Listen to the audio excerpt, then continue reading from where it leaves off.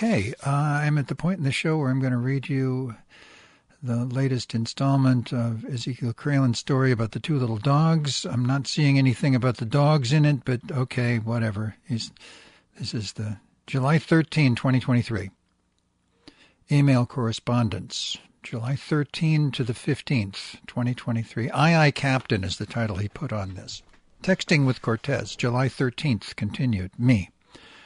Unbelievable that you didn't inform me immediately of this threat toward me. I'd never dream of looking the other way if I were witness to a threat upon another resident of this building or to anyone else, no matter where they live.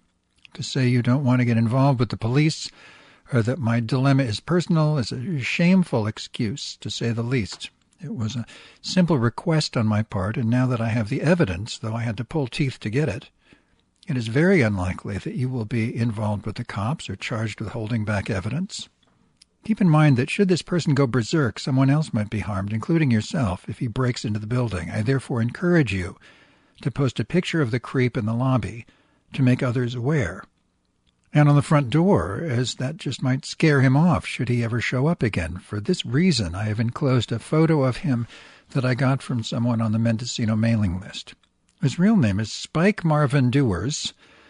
I've never met the ghoul in person, and I hope it never comes to that.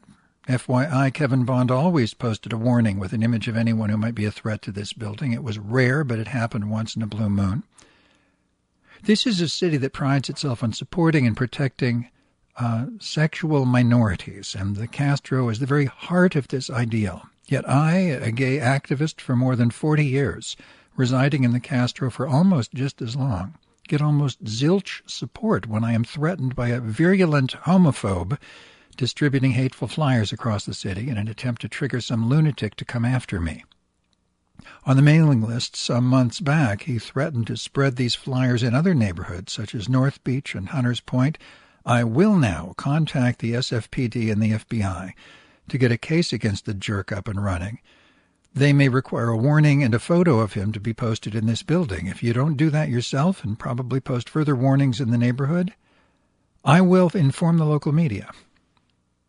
I'm sorry, there was a comma after building and before if, so it wasn't contingent on that. He adds, I will also inform the local media. Closing comment. Sometimes one has no choice but to get involved with the police if one's conscience calls you to do it. And finally, we have nothing to fear except fear itself. Franklin D. Roosevelt. Cortez says, dude, I'm going to be real. I'm not getting involved, period. And being charged, is that a threat, Zeke? I do not consent my text being brought to law enforcement. Me. Last text, I promise. It's a very good idea to take our text exchange and show it to a blah blah realty. Tell them you're very concerned about a threat against one of the residents, who is me. But this stalker may also be a danger to others because he's a neo-Nazi, homophobic, racist lunatic. And since you're not the manager, you think it's best to bring this to a blah blah's attention, and it should be out of your hands. Urgent, Mike Sewers has distributed hate notices about me along my block and I guess elsewhere. To Alden Hope, date July 13th evening, Alden wrote, Sewers is dangerous in the identical way that mass murderers are. He has repeatedly told us in great detail how he wants to harm people. It's clear that he spends a lot of time thinking about torturing others and gets satisfaction out of it. It's not a reach to say he's insane. As such, it's not possible for anyone to predict his behavior.